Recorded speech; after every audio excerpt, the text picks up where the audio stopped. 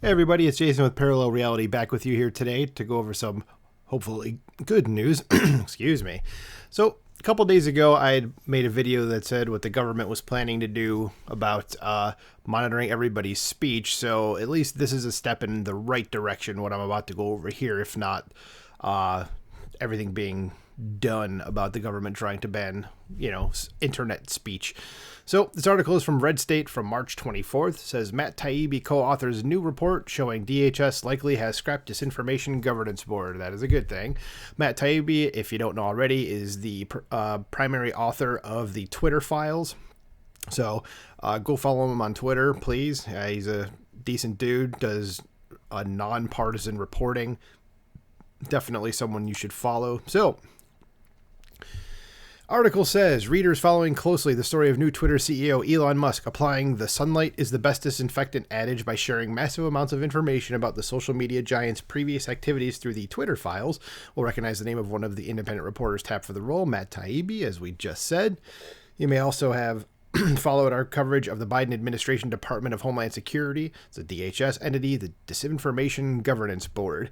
The rollout was anything but smooth, including videos floating around in April 2022 showing the group's public face, Nina Jankowicz, saying truly creepy things during Zoom meetings about what the board would do. That is, when Americans weren't being treated to Jankowicz's musical stylings.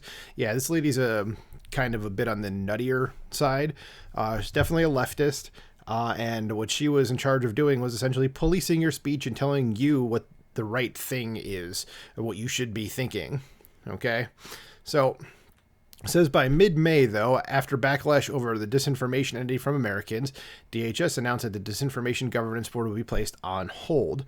So on Tuesday, the Washington Post reported that the new Orwellian department had been put on hold by the DHS due to the perplexing and totally unexpected backlash from Americans. They really thought that was unexpected? Really? It's another thing that goes to show that the elites in our society are not in touch with with what's going on with the regular people. So, okay, if you thought that was unexpected, you're dumb. Leaving it at that. So, totally unexpected backlash from Americans who wonder if the largest purveyor of misinformation in the world is the appropriate entity to be determining what qualifies as disinformation when it comes to the free speech of private citizens. Then Musk began releasing the info for the Twitter files in early December, starting with a trove of documents outlaying a concerted effort by Twitter to suppress the Hunter Biden story during the 2020 election. And of course, everybody that was like, no, this is a real thing was deemed a conspiracy theory. So you can just put this on the list of yet another thing people on the right were saying that was true, that was deemed a conspiracy theory that has now been proven true. So there you go. Says you may recall that the documents appeared to show that the DNC and Biden were complicit in those efforts. Yes, it did. Says the files haven't stopped coming with the most recent release earlier in March. Then later in December, Republican Senators Josh Hawley and Chuck Grassley, as part of their investigation, held hearings in which they grilled DHS Secretary Mayorkas over the board and its intended domestic purposes, which could stifle the First Amendment. As Streif, who's an author for Red State, wrote, this was not the focus, but just a sideline to their work, which pretty quickly was probably going to become their focus. Said the Hawley-Grassley investigation's focus was not on social media per se, but on the practice of some federal agencies becoming actively involved in suppressing content that was not helpful to their aims. Early in March, we wrote about some sneaky-looking activity in September 2022 with the creation of the Foreign Malign Influence Center, FMIC. So here's how my colleague Jim Thompson described it. Not mine as in me, Jason, but the writer here, said in September 2022, the Foreign Malign Influence Center quietly opened for business. It is, for lack of a better analogy, a clone of the dead and buried Disinformation Governance Board. The FMIC's mission is the very same that Jankowicz would have headed, but apparently without her Disney musical remakes. Its mission statement is to counter malign influence that ostensibly would influence behaviors and opinions and elections. But as the official page for the FMIC shows, this is not a DHS project after all. It reads in part, chartered by Congress and established by the DNI, FMIC serves as the primary U.S. government organization for analyzing, integrating all intelligence and other reporting pertaining to foreign malign influence, including election security. Now, a new report co-authored by Taibbi and Susan Schmidt brings us up to date on the Disinformation Government Board's activities, or rather news of its possible demise. Their piece at Racket News reads, The Department of Homeland Security's efforts to present a less Orwellian exterior to the public took a big step forward this week as it disbanded a key subcommittee linked to the department's ill-fated Disinformation Governance Board announced last year and quickly paused amid public outcry. So as Jen Easterly, head of the DHS's Cyber Division, the Cybersecurity and Infrastructure Security Agency, or CISA, this week convened the agency's influential Cybersecurity Advisory Committee, a lot of acronyms here, Jesus H, which is CSAC, we'll call CSAC, which is made up of senior executives from organizations like Twitter, Amazon, and the Stanford Internet Observatory.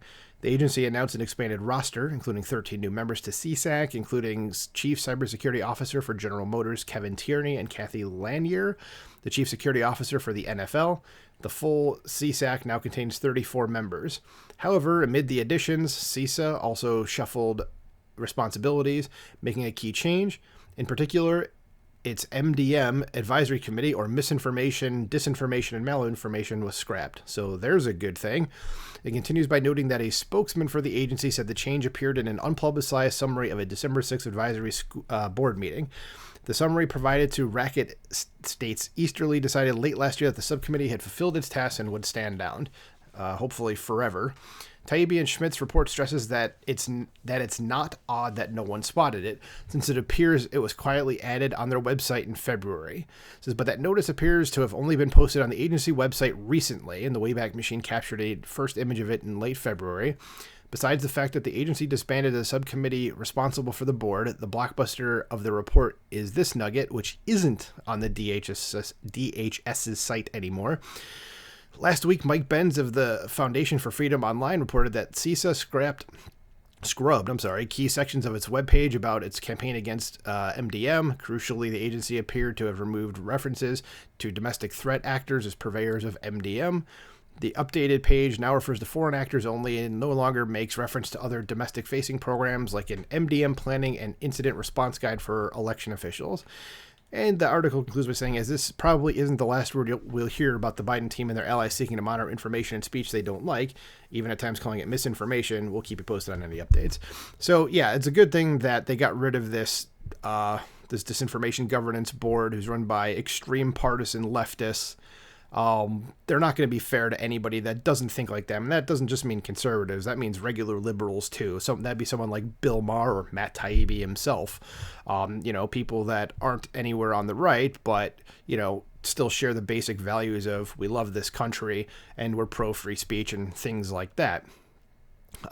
But yeah, we know with this ridiculous administration that we have in office right now that they're probably going to try to keep doing something to violate your rights. They're going to do anything they can to get around our Constitution because they don't like the Constitution because it just gets in the way of the things that they want to do. And that just is something that cannot happen. Anyway, let me know what you think about this hopefully good news in the comments below. Please like, share, and subscribe. Talk to you soon. Bye.